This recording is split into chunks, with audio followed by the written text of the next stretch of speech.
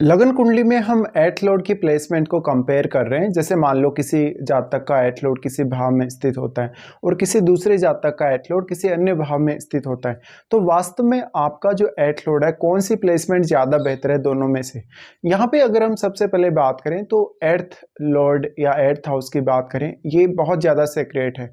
ये ज्ञान और धन के मामले में तो सेक्रेट है ही है, ये आपके रिश्तों को लेके भी बहुत ही ज़्यादा प्राइवेसी दिखाता है।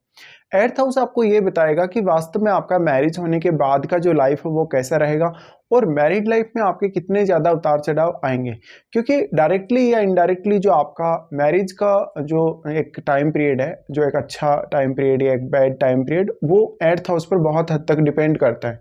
एर्थ हाउस में आपके इन लॉज से जुड़े हुए रिश्ते या आपके जो स्पाउस है उनकी फैमिली भी है, इसलिए उनके साथ आपके संबंध, उनके साथ आपका कोई भी बिजनेस रिलेशन है या किसी भी प्रकार का आपका उनके साथ संबंध है, पैसे को लेके या किसी अन्य चीज़ को लेके।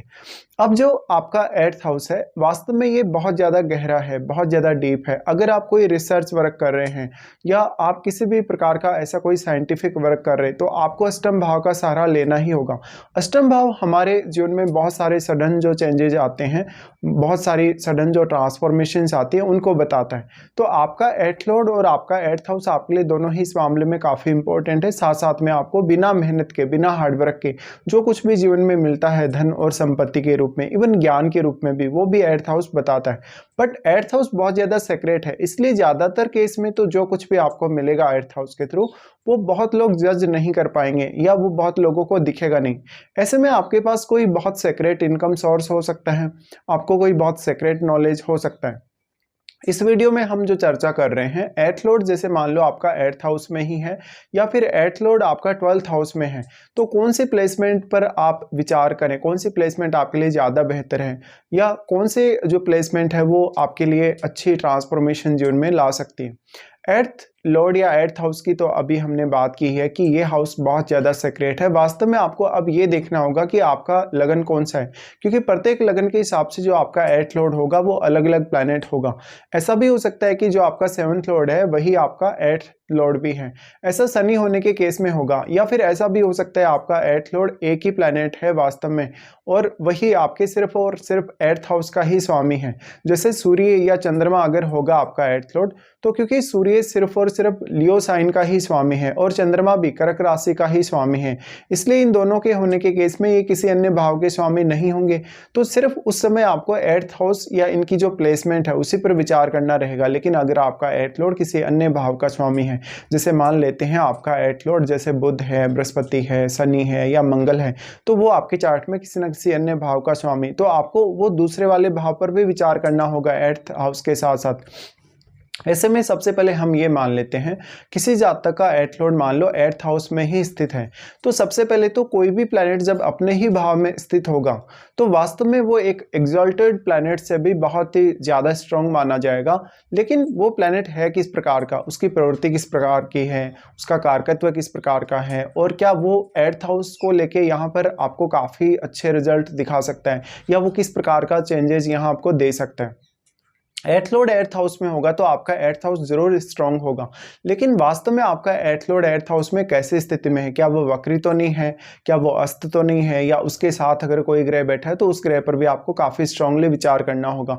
नॉर्मली हम यही मानेंगे कि किसी का भी एर्थ लॉर्ड अगर एर्थ हाउस में है तो उस जातक के लिए कहीं ना कहीं ज्ञान और धन के मामले में एर्थ लॉर्ड बहुत अच्छा साबित हो सकता है। अगर आपका एर्थ लॉर्ड एक शुभ ग्रह है तो ज़्यादातर केस में आपकी फैमिली, आपकी मैरिड लाइफ और उनके आपके इन लॉज के साथ जो आपके रिश्ते हैं वो काफ़ी बेहतर होंगे और एर्थ हाउस के थ्रू जो भी आपके जीवन में ट्रांसफॉर्मेशंस आएंगी वो काफ़ी पॉजिटिव रहेंगे। लेकिन अगर आपका एर्थ लॉर्ड मान लेते हैं क्रूर ग्रह है, क्रूर ग्रह होने के केस में कुछ केसेस में फिर भी अच्छा है, जैसे अगर आपका एर्थ लॉर्ड सूर्य जैसा प्लैनेट है या इवन आपका एर्थ लॉर्ड अगर शनि जैसा प्लैनेट है तो भी ये बेहतर है आपके लिए इंडिविजुअली। बट हो सकता है ये मैरिड लाइफ के लिए उतना बेहतर ना हो सकता है ये आपके गेन के रूप में उतना ज़्यादा बेहतर ना हो, आपकी मैरिड लाइफ और आपके ससुराल पक्ष के साथ रिलेशन को लेकर भी उतना ज़्यादा अच्छा साबित नहीं होने वाला। तो यहाँ पे वास्तव में अब क्योंकि आपका एर्थ लॉर्ड अगर एर्थ में ही बैठा है तो आपके दूसरे घर पर दृष्टि डालेगा और आपके दूसरे घर में बैठा हुआ प्लैनेट भी आपके एर्थ हाउस पर अपना दृष्टि डालेगा और पूर्ण रूप से आपके एर्थ हाउस को देखेगा। तो उस प्लैनेट की भूमिका भी आपके लिए काफ़ी इंपॉर्टेंट है। और क्योंकि अब आपका जो सेकेंड हाउस है वहाँ आपका एर्थ लॉर्ड भी दृष्टि डालेगा तो आपका सेकेंड लॉर्ड भी आपके लिए बहुत इंपॉर्टेंट है। लेकिन वास्तव में क्या आपके एर्थ हाउस में आपके एर्थ लॉर्ड के साथ क्या इनका कोई मित्र ग्रह बैठा है? अगर मित्र ग्रह बैठा हो तो यहाँ और भी ज़्यादा आपका जो एर्थ हाउस है स्ट्रांग हो जाएगा। इसके साथ साथ अब आपको देखना होगा आपका एर्थ लॉर्ड तो एर्थ हाउस में है, लेकिन आपका ये जो एर्थ लॉर्ड है वास्तव में अन्य किस भाव का स्वामी है, उस हाउस से भी आपको कनेक्शन जोड़कर देखना चाहिए। और उस हाउस से जुड़े हुए रिश्तों या उस हाउस से जुड़ा हुआ कोई भी प्रकार का आपका टैलेंट जिसके माध्यम से आपको अब एर्थ हाउस को एक्सप्लोर करने में मदद मिल सकती है। इसके साथ साथ आपका एर्थ लॉर्ड आपके सेकेंड हाउस को तो प्रभावित कर ही रहा है अपनी दृष्टि से, लेकिन वो आपके कुछ अन्य भावों को प्रभावित कर सकता है। जैसे अगर शनि जैसा ग्रह होगा तो आपके 10th हाउस को भी प्रभावित करेगा 7th के साथ साथ। जुपिटर जैसा अगर प्लैनेट होगा तो वो निश्चित तौर पे आपके 12th हाउस को भी प्रभावित करेगा। इसके साथ ही साथ आपके जो भी अन्य ग्रह हैं, जैसे अगर बुध जैसा ग्रह होगा, शुक्र जैसा ग्रह होगा या सूर्य जैसा ग्रह आपका एर्थ लॉर्ड होगा, तो वो तो सिर्फ और सिर्फ आपके सेकेंड हाउस को ही प्रभावित कर पाएगा। तो एर्थ लॉर्ड का एर्थ हाउस में बैठना आपके लिए रिसर्च के लिए बहुत ज़्यादा अच्छा हो सकता है। आपके लिए कोई भी डीप स्टडी करने, कोई भी साइंटिफिक कार्य करने या कोई भी बहुत गोपनीय कार्य करने के लिए अच्छा हो सकता है। वैसे अगर देखा जाए तो 6th हाउस, 8th हाउस और 12th हाउस को हम 2 स्थान मानते हैं, लेकिन इन जो भाव हैं या ये जो हाउसेज हैं आपके चार्ट के, इनका इंपॉर्टेंस अगर आप पॉजिटिव साइड में देखेंगे तो उतना ही ज़्यादा भी है। ऐसे केस में आपको एर्थ लॉर्ड को कभी भी कम नहीं आंकना चाहिए। अगर आपको एर्थ लॉर्ड की महादशा या कभी भी अंतरदशा हो तो निश्चित तौर पर आपका एर्थ लॉर्ड आपकी लाइफ में बहुत इंपॉर्टेंट रोल निभाएगा। यहाँ जो कुछ भी आपके एर्थ लॉर्ड के थ्रू आपके जीवन में परिवर्तन होंगे वो काफ़ी ज़्यादा सडन होंगे या वो आपके लिए ऐसा हो सकता है कि हैंडल करने योग्य ना हो कभी कभी कुछ स्थितियाँ। ऐसे में आपके जो इन लॉज हैं, आपके जो सास ससुर हैं, वो आपको काफ़ी सपोर्ट कर पाएंगे अगर प्लैनेट एक शुभ ग्रह है। या फिर आपका जीवन साथी भी पर्याप्त रूप से आपके अर्निंग्स में अपना योगदान दे पाएगा। कभी कभी ये देखने को मिलता है कि अगर आपका एर्थ लॉर्ड यहाँ राहु या केतु जैसे ग्रह के साथ बैठा है अपने घर में, तो आपके जो स्पाउस की फैमिली है वो आपके धन से जुड़े हुए मामलों को काफ़ी डोमिनेट करती है और वो अपना काफ़ी स्ट्रॉन्ग प्रभाव डालती है आपके धन और संपत्ति पर। तो अब जो आपका एर्थ लॉर्ड है, क्योंकि वो आपके सेकंड हाउस पर अपनी दृष्टि डाल रहा है, इसलिए उसका असर आपके खान पान, रहन सहन और आपकी पारिवारिक स्थितियों पर जरूर पड़ेगा। अब हम मान लेते हैं किसी जातक का एर्थ लॉर्ड 12th हाउस में स्थित है। एर्थ लॉर्ड 12th हाउस में चला गया है तो सीधा सीधा ये मतलब है कि आपका जो सिक्स सेंस है वो काफ़ी ज़्यादा बढ़ेगा। आप अगर लाइफ में स्पिरिचुअल प्रोग्रेस चाहते हैं, किसी भी तरीके से आप एर्थ हाउस के लिए 12th हाउस का सपोर्ट चाहते हैं, तो वो आपको मिलेगा।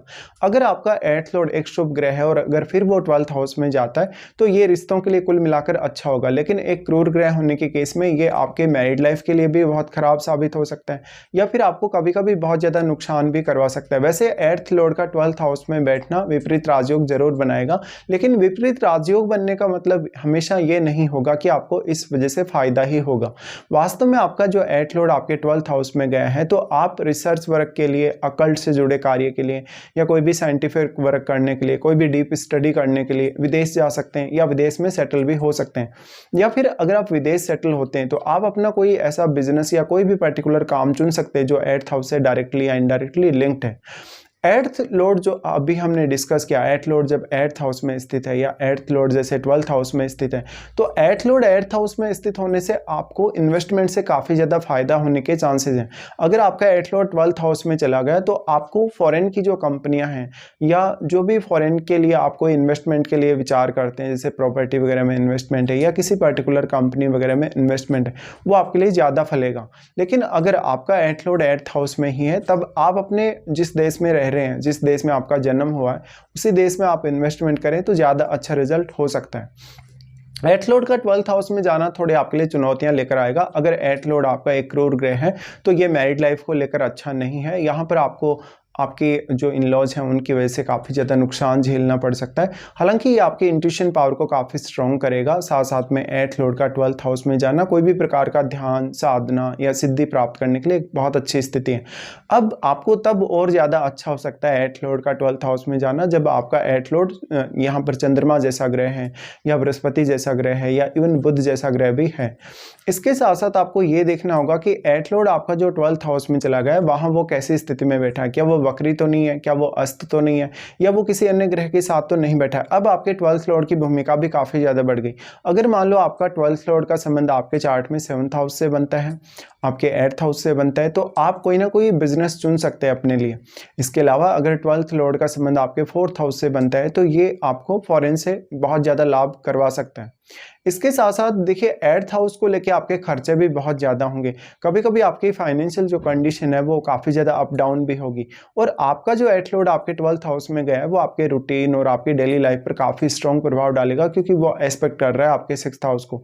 इस एस्पेक्ट की वजह से अक्सर आपको आपके बॉस या आपके कलीग्स के साथ रिश्तों को लेके कुछ समस्याएँ आ सकती हैं या कुछ चुनौतियाँ आ सकती हैं आपके कार्य क्षेत्र में। अगर आपका 8th लॉर्ड एक क्रूर ग्रह होगा और आपके 6th हाउस में कोई सपोर्टिव प्लैनेट ना हो, तो इस केस में आप ये भी बोल सकते हैं कि 6th लॉर्ड भी अब आपके लिए उतना ही ज़्यादा इंपॉर्टेंट हो गया और 6th हाउस में बैठा हुआ ग्रह भी, क्योंकि आपका 6th लॉर्ड अगर एक अच्छा ग्रह है, एक बहुत सपोर्टिव ग्रह है आपके लिए, तो बहुत अच्छा है, या आपके चार्ट में वो वेल प्लेस्ड है, तो कुछ हद तक आप उन चुनौतियों से आसानी से निपट लेंगे। लेकिन क्योंकि आपका जो 8th लॉर्ड है जो 12th हाउस में बैठा है, वास्तव में उसका प्रभाव है आपके 6th हाउस पे, इसलिए यहाँ पर वो ग्रह भी आपको लाइफ को मैनेज करने में बहुत ज़्यादा सहायता प्रदान कर सकता है।